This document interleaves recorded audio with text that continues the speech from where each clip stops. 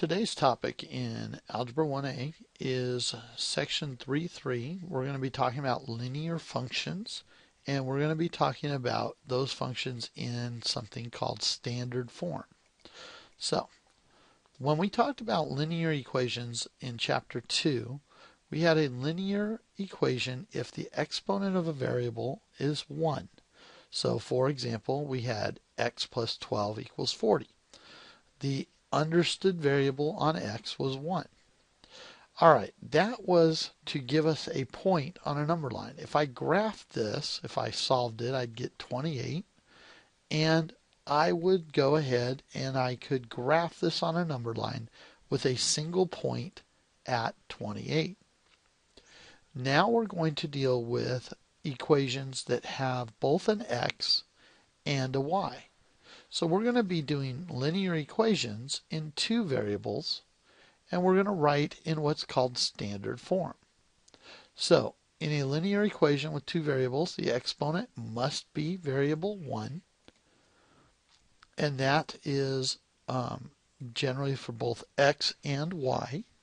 It's also important that there not be any multiplication of variables. So this is a linear equation. All right, so a standard form for a linear equation is written ax plus by equals c, where a, b, and c are integers. Okay? So 2x plus 3y equals 12 is a standard form linear equation. The a, b, and c are what are called coefficients. They are constants that are different for each equation. So 3x plus y equals 8. A would be 3, b would be 1, c would be 8. In x plus 4y equals 6, a would be 1, b would be 4, c would be 6. Here, x plus y equals 7, we'd have 1, 1, and 7. All right, in standard form, we have a couple rules that you have to follow. The first rule is that a, the very first number in front of x, cannot be 0, or cannot be less than 0. Has to be 0 or greater. A and b both have to be, one of them has to be a number. You can't have both a and b equal to 0 or you don't have an equation. The last thing is that there's no common factor between a, b, and c except 1. So what's an integer? Let's review. In real numbers, we can divide them up as counting numbers, which you learned when you were little. We can add the number 0, which makes them whole numbers. We can add the opposites of each of the whole numbers, or each of the counting numbers, and we will get integers. There's no fractional part. There's no decimal part.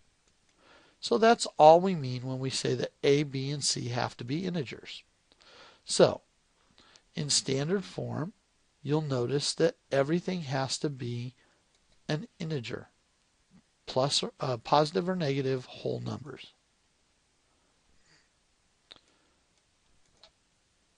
So why are the following equations not in standard form?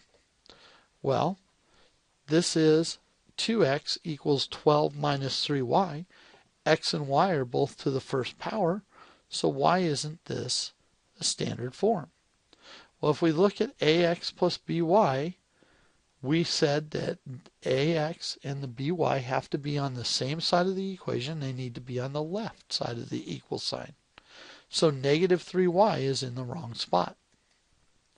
How about y plus 3x equals 8? These are both first degree equations, or first degree variables. So why is this not in standard form? Because x has to come before y. Negative 2x plus 4y is equal to 5. This is fine. X and Y are in the same order, are in the correct order. The equal sign is on the right hand side there, so we're good with that. The problem is A has to be greater than or equal to 0. In this case, A is equal to -2. So A has to be greater than -2. 2/3 x plus y equals 7. Well, these we just got through saying had to be integers. We can't have any fraction or decimal. So 2/3 is not a whole number, or an integer, sorry. How about 2x plus 4y equals 8? This looks like it follows all of the rules. A is greater than 0. X and y are both on the left-hand side. There's no decimals, no fractions. But if we look really careful, we can see that 2, 4, and 8 all can be divided by 2. So this is not standard form because it's not reduced. So let's figure out if this is a linear equation. If it is, we're going to rewrite it. Otherwise, we're just going to state this is not a linear equation. So first thing you should do is you should look and see if the powers on x and y are both first power. In this case, they both are. So this is a linear equation. So if we look at this carefully, we can see that the 2x needs to be moved across. You'll remember that in chapter 2, we taught you how to solve variables and how to move variables and terms across the equal sign. In this case, we're going to add 2 to both sides, or 2x, sorry. So we have 2x plus y equals 5. If we look at this, there are no common factors. X and y are both on the left-hand side of the equal sign. X comes before y, so this is in simplest form, or in standard form. So, is this a linear equation? When we look at it, we can see that x is to the second power. Because x is to the second power, this is not a linear equation. So we would answer no. If it doesn't ask for an explanation, you don't have to give one. But in this case, you know that the x squared is causing it not to be a line. 2/5 x equals y plus 2. X is to the first power, y is to the first power, so this is a linear equation, and now we just have to rewrite it. The first thing to do is to get rid of the 5, the denominator. If you remember, we said that you can get rid of a denominator by multiplying through the entire equation by that number. So the 5's on the left cancel, and we're left with 2x. On the right, we have distributive property. We have 5y plus 10. We subtract 5y from both sides, and we're left with 2x minus 5y equals 10. This is in standard form. If we look, there's no common denominator or common factor between these three terms. The x comes before the y. The x and the y are both on the left-hand side, so we're done with this problem. So determine if this is a linear equation. In this one, you might look and say, hey, all of the variables have a power of 1. Here's the problem. When you have two variables multiplied together, x times y, their variable or their exponent is actually the addition of both of them. So this is actually a second degree. Because x and y are multiplied together, that causes this not to be a line.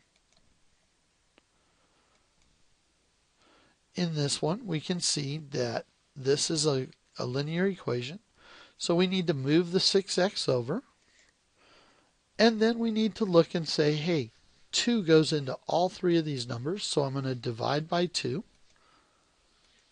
Remember, it has to go evenly into all three, not just 2 of them. And so your answer is 3x minus 2y equals negative 1. A is positive, and so everything else can be whatever it is, but A has to be positive. Let's look at one more example here. We see that we have x and y, both the first power, not multiplied together. So we have a linear equation. Let's move the 12 across because c needs to be on the right-hand side. And then we look and we say we have a negative problem on x. The way to fix that is to divide by negative 1. Divide each term by negative 1, and you flip the signs to give yourself 7x minus 4y equals 12. All right, here's 3 examples. In example 1, you can see that we have an x to the first power and a y to the first power. This is linear, so let's go ahead and let's make it into standard form. So first step is to move the 2 across. The second step is to move 3y across. So now we're left with 5x minus 3y equals 6. In example 2, we have a fraction to get rid of. So we're going to multiply both sides of the fraction by 3. That gives us 4x equals 3y plus 15. We subtract 3y from both sides to move the y's across the equal sign. And we can see that x is already positive, that there are no common factors between 4, 3, and 15. And we can also, from this point, see that everything's on the left. This is all in the right form. Let's look at example 3. You have 2xy minus 5y. Well, the first thing you should notice is that x times y is not going to give you a linear value. Okay?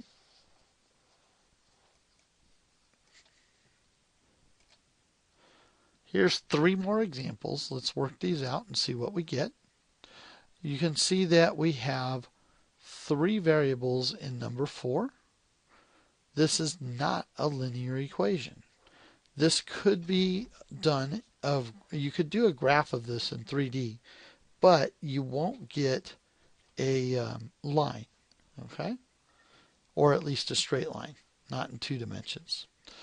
We have a fraction here that we need to get rid of, so we're going to multiply by 4. We get 3x equals 4y plus 32.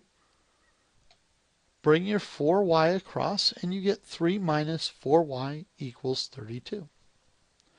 Our last problem, you can see that this is a linear problem because x and y have both to the first degree, but you notice that x and y are reversed. So we go ahead and reverse them back. We're left with negative 2x plus 5y equals negative 9. This is bad form because we don't want a negative in front of 2. So we go ahead and divide by negative 1, and we're left with 2x minus 5y equals 9. And that's our equation. Okay, your homework tonight is to work out of the Study Guide Intervention book. And if you have some time, I'm also going to put some work up from Khan Academy. I'll see you tomorrow. Bye.